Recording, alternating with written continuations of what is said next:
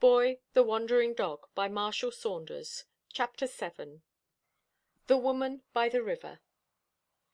As all travelled dogs know, Riverside Drive, which I claim is the loveliest stretch of avenue in New York, has, at intervals, a sunburst of a park. Those strips of parks are delicious for my race. Did you ever notice a sober city dog trotting behind his master till an open square is reached? If he is a normal dog, his legs begin to dance and he begs permission to have a scamper. Some of these little fool-dog creations that have been inbred till they are nothing but a stomach with a little skin wrapped round it, have, of course, no natural impulse left, but I insist that any dog with a remnant of real dog left in him adores the open. We get this love of liberty from our wolf and dingo ancestors. Well, as I trotted behind and before, and encircled and interwove master, better than any skirt dancer could have done, I heard presently a wailing in front of us. We soon came up with the wailer, a dirty pretty child, about 4 years of age, dragged by the arm by a sullen, slatternly woman, who looked about as much out of place on Riverside Drive as master would have looked in Gringo's saloon. The woman was tired and ugly, and the child was discouraged and weary. Poor little imp, I can see his bare legs now, looking cold and fiery in the nipping night air.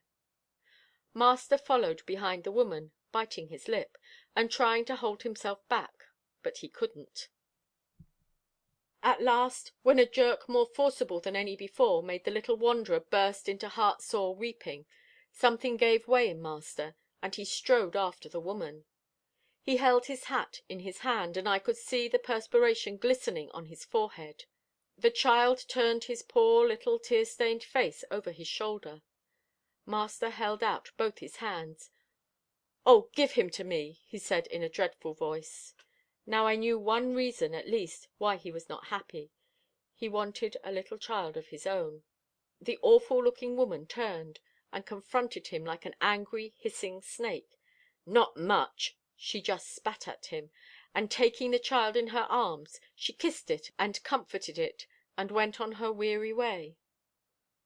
"Would you kidnap all I've got left?" she said savagely over her shoulder. Master's hands dropped to his sides. His face looked like the moon when it burst through the clouds. "So you love it," he said in a delicious voice. "Love it?" she croaked. Then she said some emphatic words that didn't hurt me nor my master, and which are not necessary to repeat. "I'm drug out," she said, after we'd followed her for a few steps. "Stop," said my master, and he took the child from her, and swung it up to the stone wall, and stood staring into his little face, so happy now because his mother had comforted him. "What are you doing up here?" he asked the woman without looking at her. She sank down on the ground, just like a dog. "I came up to see a janitor in one of those big houses," she said. "He used to be a pal of mine, but he's moved. If he'd been there, I'd got a car–fare and some grub." Master didn't ask her story. It was written all over her. "Would you work in a laundry?" he asked presently. "Who'd take me?" she said sneeringly. "Look at that for dirt!" and she held up a bit of her horrible dress. "My laundry would," he said dryly. "You ain't got a laundry," she said quickly, and she shot a glance up at him from her bleared eyes. "Yes, I have. Here's the address," and he thrust a card in her hand. "Read it," she said drearily. "I ain't got my specs." "Good heaven!" muttered my master, casting her a reluctant glance. "Not much over 20, and senile decay." As if understanding him, she murmured, "You had good feed when you was a kid. I was stuffed from swill–cans, and treated to tasty bits from the dumps." A shudder ran over my master. "Don't you write no country name," she said with feeble wrath. "I'll not leave this little old New York agin." "It's way down–town," he said shortly, as he handed her the card. "And here's car–fare. Mind, no drink on the way." "I'm too beat out," she said, struggling to her feet.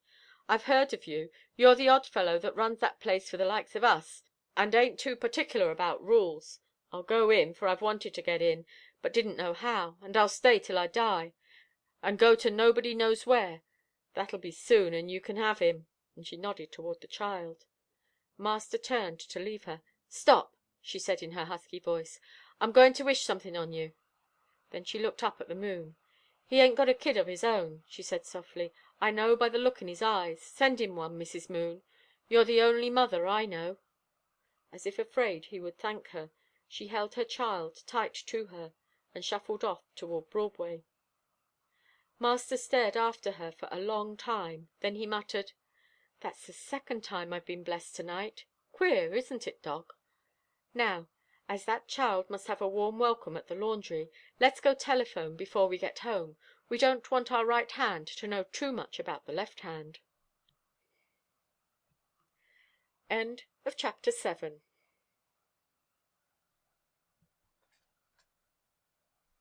Chapter 8.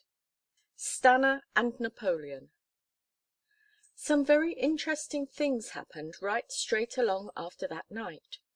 I found out lots of things about my master. He was a regular public benefactor, and he had the name of being one of the stingiest men on the Drive. He did everything anonymously. Rich people are horribly preyed upon in New York. Some of his friends, who were known to be generous, used to get a mail that staggered the postman. They were stung and bothered by their benefactions as if they had been noxious insects. Master's beneficiaries couldn't sting him, for they didn't know who he was. He found many of them on the Drive, and at night. For such a quiet man, it was wonderful to see him make friends. He would saunter along the Drive, stop to lean on the stone walls or bridge railings, or sit on one of the seats, and some other man would be pretty sure to engage him in conversation. It's mostly always the sad who loiter. The happy walk quickly. Master always wore an old coat, and a cap pulled pretty well over his face. Many a man did he save from despair, either by a word of comfort, or by some assistance in business. He had no home for men, but he had had his Bluebird Laundry for women for some time. All his reports from it he received at night. The director would join him on the Drive, usually at midnight, and they would walk to and fro and talk of more things they could do for the benefit of girls and women who were out of employment and who hated restraint. Master never visited the place, for he didn't want to be recognized. He was astonishingly keen, however, in knowing all about it. One night I heard him ask the director if a certain room didn't want repapering. The man looked at him in surprise. "It does, but how do you know?" Master's face glowed. "I see it in all my mind's eye." Then he added, "Refurnish the room, too, and have the bluebirds larger than ever. Women need more and more happiness." One evening, as we were setting out earlier than usual, we walked down by the collie dog's house and met Miss Stanna coming out to exercise him. I had got to love this young girl, who often visited the Grantons. She was not so very young, 22 or thereabout. She had a brave, fine face, and it never grew weary, no matter how worried she was inside. By the things the servants said, I knew that Stanna and her brother lived with a grandmother, that they had been very rich, but the war had made them poor, and the grandmother was trying to find a rich husband for Stanna, and the girl wouldn't help her. "Hello, Wasp," said my master, quite like a jolly young boy. His face always lighted up when he saw this pretty girl, and in common with all the persons in her set, he called her by her nickname.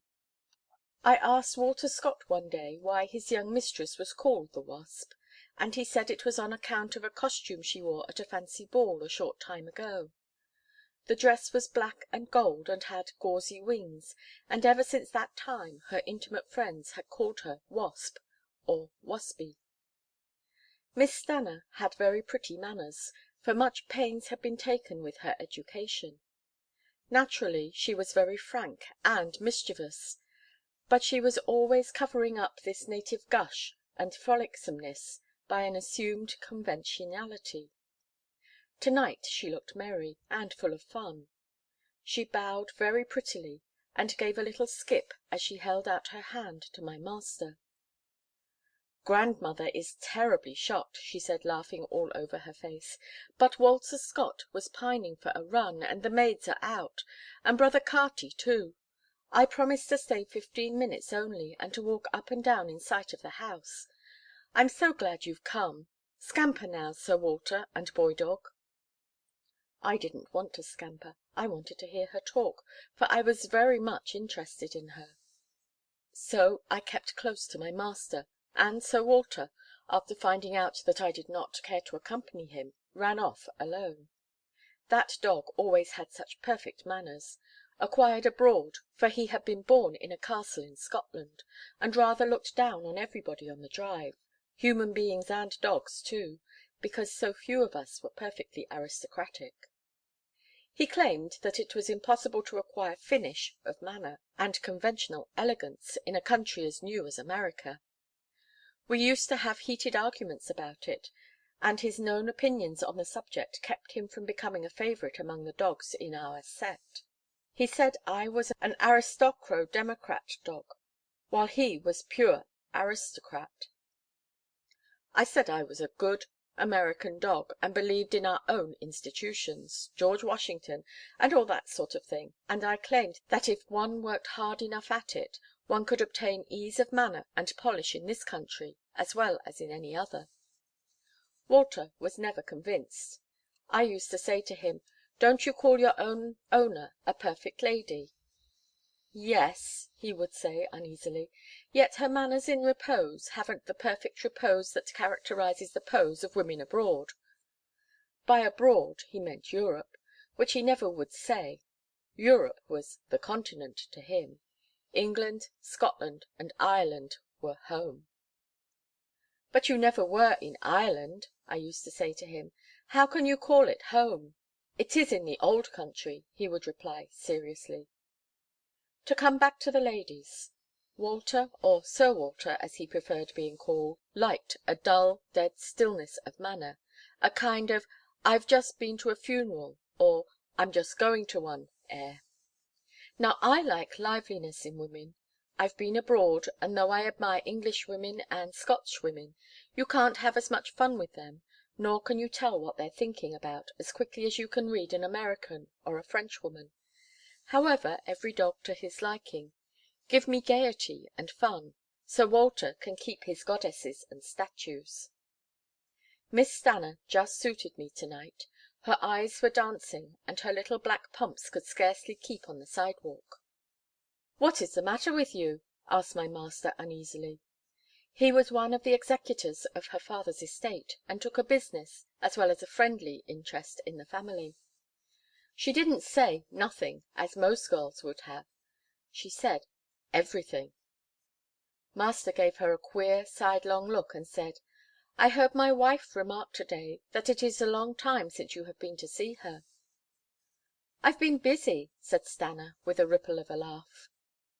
She had stopped, and was staring hard at a big old–fashioned mansion standing on one corner of the street we were passing. It was gloomier than ever to–night in the electric lights. Even by daylight it looked forbidding, except in front where it faced the drive, for it was surrounded by a semicircle of huge apartment–houses. "Who has bought that old Sweeney house?" asked my master, as he followed her glance. "I see workmen there every day." "A queer man," she said, with an odd little smile. "A saloon–keeper from the Bowery." Didn't I prick up my ears? Something told me that was Gringo's master. You know dogs are very quick at understanding. I can't explain why it is, but something inside me tells me when to jump to a conclusion, and I jump, and nearly always land on my feet. "The Bowery," said my master, wonderingly. "You never saw such an odd man," she went on in a musing way, and with her eyes fixed on the dark house standing so solemnly among its lighted neighbours. "He's not like any one I ever saw." "He isn't that fellow who is being lionized because he made the fortune out of the soft–drink places, is he?" asked my master. "The same. Did you ever see him?" "Haven't had that pleasure," said my master, dryly. "Mrs. Van der Spyten took him up, and grandmother followed suit. He's handsome in a cold, quiet way, and, wonderful to relate, The dead image of Napoleon." "Napoleon and the Bowery," said my master disdainfully. "Grandmother can make him talk more than any one," continued Miss Stanna. "She's unearthed the fact that his father belonged to a good old English family, that he married a barmaid and ran away to America, that he lived in Chicago and had this son who seems to have lived everywhere from Chicago to Rio Janeiro." "Is he a gentleman?" asked my master. The girl turned on him quickly. "Now what do you mean by a gentleman?" "You know," he said doggedly. "Well, he isn't then. He knows how to read and write and make money, but a drawing room throws him into a bored agony, and a dinner table is an extended nightmare to his unaccustomed spirit." Master shook his head and frowned terribly. "But fancy the sensation, Rudolph," continued Miss Stanna, "of meeting some one to whom our tiresome conventionalities are blank and unwished for novelties. I sat beside him the other night at dinner. Something told me he didn't know what to do with his forks and spoons." "I dare you to eat with your knife," I whispered. "And did he?" asked my master breathlessly. "Every morsel. Oh, the sensation! How was grandmother to cover that up? She had excuses for everything. 'Ah, the poor fellow,' she said, 'deprived of his father at an early age, cast on the cold world, obliged to eat when and where he could, then his noble qualities asserting themselves and bringing him back to the sphere in which he was born, where he's amply prepared to shine as one of the leading philanthropists of the day.'" "So that's his pose, is it?" asked my master. "His pose!" said the girl, bursting into a laugh. "His pose, my dear Rudolph, he affirms over and over again. 'I didn't sell temperance drinks to reform men. I did it to make money.' And no one believes him. He's a hero despite himself." "I believe you're going to marry him," said my master irritably. "That's what grandmother said," remarked Miss Stanna with an angelic smile. "I shall look into this," said my master firmly. "We are your oldest friends. Your grandmother and Carty are coercing you, I believe." Stanna didn't speak. "There he is," she said softly. We all looked across the street, and there, I was going to say plodding, but that is too heavy a word, walking steadfastly along the pavement, was a man of medium height with a sour–looking bulldog at his heels. "Gringo, by all that's wonderful!" I muttered. "We didn't know he was going to call this evening," murmured Stanna. "Grandmother will be distracted. She will have to go to the door." "You would better go home," said my master dryly. "No hurry," said the girl mischievously, and she watched the man go up the steps to her house, which was another one of those big old–fashioned detached ones which peer out from between sky–scraping apartment houses on the drive, like Daniels in dens of lions. Gringo did not follow his master, but went under the steps. "Poor grandmother," said Stanna a few minutes later. "He is in the library. She has to run the shades away up, a storm signal. But I'm not going in yet." And she laughed as merrily as a child. "Yes, you will, Stanna," said my master decidedly, "and I'm going with you. Come along." She shrugged her shoulders and said something in French that I did not catch, and went across the street with him. I ran first and looked under the steps. "Hello, Gringo, old boy! 1,000 welcomes to Riverside Drive." The old dog's pleasure was lovely to see. He came out, wagged his short tail, even licked me. "I feel like a cat in a strange garret up here," he growled. "It's fine to meet a friend. How have you been? Why didn't you call?" "I was planning to come to–morrow," I said. "I've been in attendance on the best master a dog ever had. He keeps me with him all the time." "He's no better than mine," said Gringo shortly. "I'm dying to see your master," I replied. "Come into this house. This is a place where dogs are welcome." Gringo was just preparing to follow me up the steps, when Sir Walter Scott stood before us, his tail rigid with disapproval. "Good land," muttered Gringo in my ear, "another one of these fool 'ristocrats. Master's gone batty on the subject of swells. I wish he'd stayed in the Bowery." "I beg your pardon," said Walter Scott in his mellifluous voice. "I have not the pleasure of your acquaintance." "This dog is a friend of mine, Scott," I said bluntly, "and I believe I have the entrée of your house. In insulting him, you insult me." Gringo was getting mad. "You high toned dogs palaver too much. See the teeth in those jaws," and he opened his gaping cavern of a mouth at Sir Walter Scott. "They're my cards. I'm going in. I want to see master's girl." Walter Scott stepped back with a sneer on his handsome face, and was going for a walk in a somewhat stiff–legged fashion, when Miss Stanna called, "Come in, Walter darling." Walter darling was in a rage, but still he remembered his manners, and stood back for Gringo and me to follow Miss Stanna into the library. CHAPTER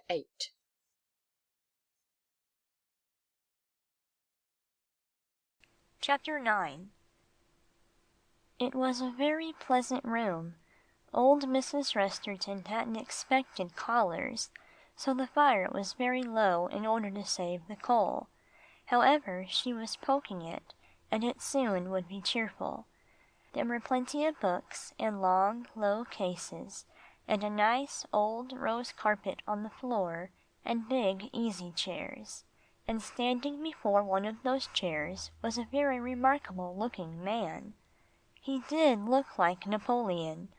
He was proud, and quiet, and determined looking, and his hair lay in a little wave on his forehead, just the way Napoleon's does in his pictures. When he spoke, his voice was beautiful, low and resonant like a bell. My, what a look he had! Like a man that had seen everything. I saw that no matter what his position in life had been, he was enormously clever.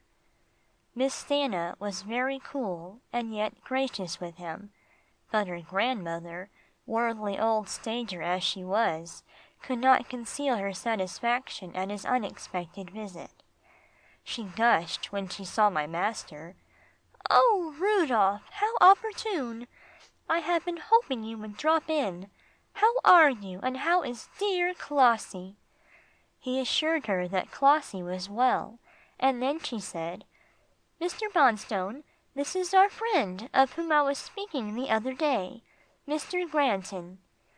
The two men shook hands, and looked at each other with sizing-up glances, like two dogs that may fight and may not, just as the fancy strikes them. Gringo went under the sofa with me, and Walter Scott lay by the fire. My, what a gossip we had! "Ain't the master the curly-headed boy?" said Gringo admiringly. "Just up and leaves the Bowery, and comes in among the swells, as cool as a cucumber. Picks the downiest peach of the lot." "But, Gringo," I said uneasily, "you'll not be at home in these higher circles. You don't understand." "Don't understand," he growled. "Don't I understand? Can you spring at a bull's head, hold him, and pin him down without sweating? That's what my ancestors used to do. I'm thoroughbred, I am, but what they went through is nothing to what I've gone through with these upper-crust dogs. It's enough to break your heart. At first I took their nonsense. Then I got my ginger up and just squared up to them. I don't see any use in their darned old politeness, forever scraping and bowing and doing the pretty. Yah! It makes me sick." "How does your master get on?" I asked curiously. "Never turns a hair outside, but he's hot under the collar. Wears 4 a day. This indoor life wilts him, and makes him sweat like a butcher." "But, Gringo, I thought your master was a saloon keeper." "So he is, or was. He's given up all his saloons, and gone into real estate. He never stood behind a bar himself. He hired other men for it. He was always running the streets, making or dropping money." "He looks interesting," I said, poking my nose further out from under the sofa to look at him. "Interesting," said Gringo scornfully. "He's a whole bag full of men in one. Watch that eyelid of his." Mr. Bonstone had very fine eyes. They seemed to talk without the aid of his lips. I noticed that though he appeared to be taking his part in the conversation, he scarcely opened his mouth. "He's a most intelligent listener," I said, "but why doesn't he talk himself? Can't he?" "He's afraid of making a break," said Gringo with a sigh. "Used to gabbing with men. If he kept his mouth open, something might slip out that would frighten those two fashion plates." "Does he really like Miss Stanna, or is he marrying for social position?" "He wants her," said Gringo emphatically, "and he wishes she was a barmaid." "Oh, I see. He's a man that doesn't want to shine in society." "If society had one head, and master had a gun, I wouldn't leave him alone in the room with it," remarked Gringo shortly. "Don't say society, Gringo," I corrected. "Say society." He growled it over in his throat several times, and at last got it right. I was immensely interested in this affair, so I pushed my inquiries further. "Does Miss Stanna know that your master likes her for herself alone, and not because she belongs to a good old New York family?" "Can you fool a woman?" said Gringo scornfully. "She knows all about it, and more too. But poor mister, he's in the dark. He thinks she's marrying him for his money, and he's wondering whether she'll ever be willing to leave her gang for him." "Why doesn't she tell him?" "He wouldn't believe her now. You just hold on. She'll work that out for herself. I wish they'd get married. I'm having the dickens of a time in an uptown hotel. The dogs are enough to make you sick." "Are you coming to live in this Sweeney house after the wedding?" "You bet, and I'll be glad to get up where it's open. But I say, old fellow, give us a helping hand with these dogs up here, will you? Are they very stuck up?" "Some of them. I'll get you good introductions." "You're a nobby fellow," said poor Gringo with a roll of his eyes at me. "You know the ropes, and I don't. Mister's got to be in society for a while, and I'd like to get one paw in anyway." "You'll get your 4 feet in," I said, rising, for I saw master bending over Mrs. Resterton's hand. "I'll run you as an eccentric dog of distinguished lineage." "You might tell them my record," said Gringo anxiously. "I licked the Blaney boy in 1912, and Handsome Nick in 1913, and—" "I don't believe the fighting will count much up here," I replied. "It will be more your manners, and how much you are worth. You've got to run on your master's philanthropy, and his English ancestry. Don't mention his barmaid mother, though." "Barmaids and barmen are just as good as anybody," said Gringo stoutly.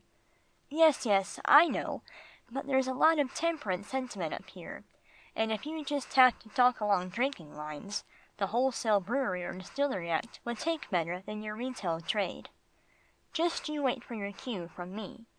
Gringo's eyes watered. "'Pon my word, I'm glad I met you," he said. "If ever you want a friend, just reckon on my jaws." "Try to make it up with Sir Walter Scott," I said anxiously. "He's a leader in dog society about here, though not a great favourite personally. It wasn't really etiquette for me to force you in, but I just had to see your master." "I'll not knuckle under to any dog," said Gringo decidedly. "Take every blow like a thoroughbred is my motto. When you once tackle, never give up till they come in and pick you up." "But you haven't any quarrel with him." "Come now, go over to him and say you've had a pleasant call, and hope he may come to see you some day." Gringo hesitated, then shuffled over to the hearthrug. Walter got up as he saw him approaching, and presently I saw him lifting his upper lip in a dog smile. He was satisfied. "He will be a splendid friend to you," I whispered in Gringo's ear, as they both approached me. "Cultivate him, cultivate him." For a wonder, and to my disappointment, master didn't want to go for a further walk that evening. I was a little troubled about him, as I ran home after him. He was talking to himself, and sometimes he smiled, and sometimes he frowned. Arrived in our apartment, where his wife received him with uplifted eyebrows, he did what he rarely did, sat down beside her for a talk. There they were each side of the little table, the electric light between them. "Clossie," he said, "I believe Stanna is going to be married." Phlegmatic as she was, the news of an engagement always excited Mrs. Granton. "To be married?" she repeated. "To whom?" "To a fellow called Penny Nap. He used to keep a saloon." "Penny Nap? Is that all the name he has?" "That is his nickname. His whole name is Norman Bonstone." "Stanna! Penny Nap!" echoed Mrs. Scranton in a bewildered way. "I don't like it," said my master crossly. "I believe the girl is being coerced. I can't make her out. Perhaps you could. Clossie, will you go to see her?" Mrs. Clossie's eyelids narrowed as she stared at her husband. "Oh, certainly. You think I could find out whether she is happy about it? It's a great thing to have Stanna happy." Master didn't say anything. He was dreaming and gazing into the fire. The matter must have made an impression on Mrs. Granton, for the next afternoon she announced her intention of going to see the Restertons. Master telephoned, found that they would be at home, then set out with his wife to walk the short distance to their house. Something was the matter with the car, and it had been sent to the repair shop, unfortunately, oh, most unfortunately. End of chapter 9.